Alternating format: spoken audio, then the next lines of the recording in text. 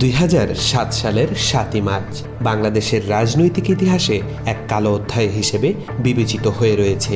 এই দিনে বিএনপির তৎকালীন সিনিয়র ভাইস চেয়ারম্যান তারেক রহমানকে কথিত দুর্নীতির মামলায় আসামি হিসেবে গ্রেফতার করা হয়।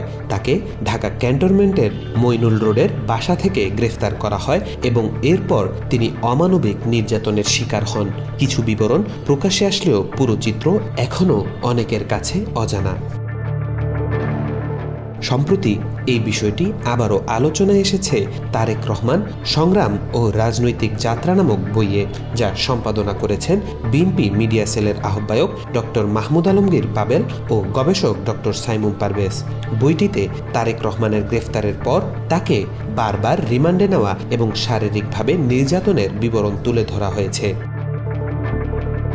2007 সালের 28 নভেম্বর আদালতের কাঠগড়ায় দাঁড়িয়ে তারেক রহমান তার উপর চালানো নির্যাতনের মর্মান্তিক বিবরণ দেন। তিনি বলেন, জিজ্ঞাসাবাদের নামে রিমান্ডে নিয়ে আমাকে অজ্ঞাত স্থানে চোখ বেঁধে 24 ঘন্টার মধ্যে 18 ঘন্টায় গৃহীত করা হয়েছে। আমি একজন রাজনীতিবিদ, কোনো সন্ত্রাসী নই। আদালত আমার চিকিৎসার নির্দেশ দিলেও তা মানা হয়নি। এবার রিমান্ডে নিলে আমি আর বাঁচব না। তিনি আরও বলেন, শারীরিকভাবে এতটাই নির্যাতনের শিকার হয়েছি যে এখন মেরুদণ্ড সোজা করেও দাঁড়াতে পারছি না।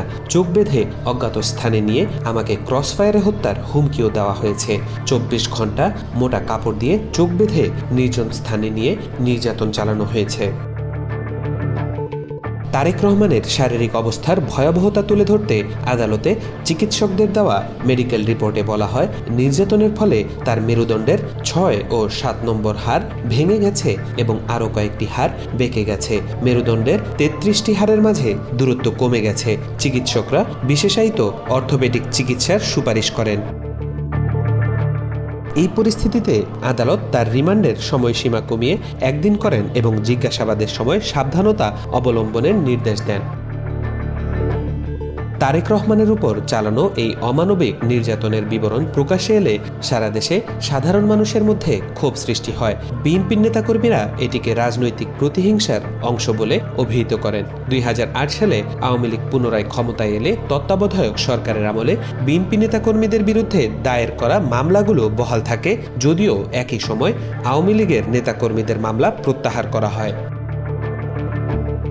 বিএনপি দাবি করে তারেক রহমানের বিরুদ্ধে একের পর এক অপপ্রচার চালানো হচ্ছে এবং তাকে রাজনীতি থেকে সরিয়ে দেওয়ার চেষ্টা চলছে। তাদের মতে তার বিরুদ্ধে করা সব মামলাই রাজনৈতিক উদ্দেশ্য প্রণোদিত।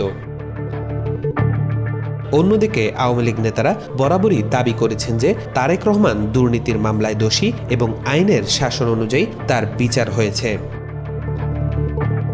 বাংলাদেশের রাজনৈতিক অঙ্গনে তারেক রহমানের ভবিষ্যৎ কী হবে তা নিয়ে নানা আলোচনা হয়েছিল। সেই সব আলোচনা ছাপিয়ে 2026-এর জাতীয় নির্বাচনে বিজয়ের মধ্য দিয়ে বাংলাদেশের নতুন প্রধানমন্ত্রী হতে যাচ্ছেন তারেক রহমান। তবে 2007 সালের সেই নির্মম নির্যাতনের ইতিহাস আজও বিএনপির সমর্থকদের কাছে এক দুঃসহ স্মৃতি হয়ে রয়েছে। তাওফিকুল ইসলাম, আজকাল।